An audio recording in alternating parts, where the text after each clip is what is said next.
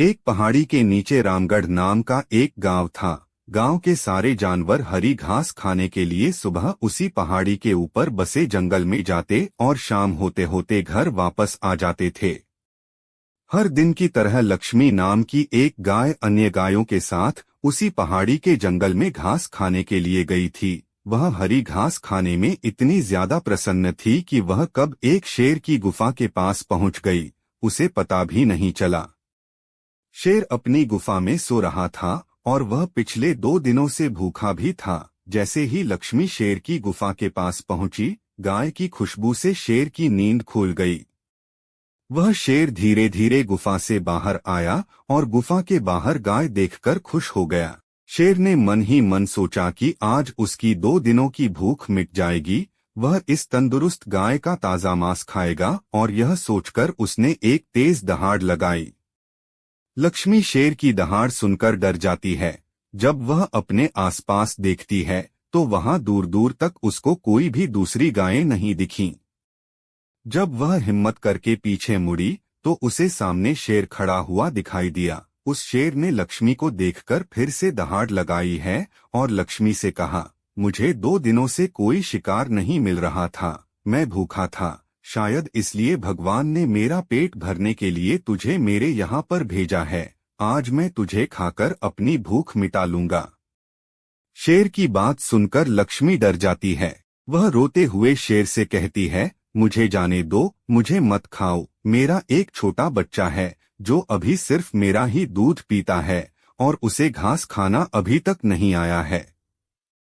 लक्ष्मी की बात सुनकर शेर हंसते हुए कहता है, तो क्या मैं अपने हाथ में आए शिकार को ऐसे ही जाने दूं? मैं तो आज तुझे खाकर अपनी 2 दिनों की भूख मिटाऊंगा। शेर के ऐसा कहने पर लक्ष्मी उसके सामने रोने लगी और विनती करते हुए कहती है कि आज मुझे जाने दो, मैं आज अपने बछड़े को आखिरी बार दूध पिला दूंगी और उसे बहुत सारा प्यारा करके कल सुबह होते ही तुम्हारे पास आ जाऊंगी। फिर तुम मुझे खा लेना और अपना भूखा पेट भर लेना।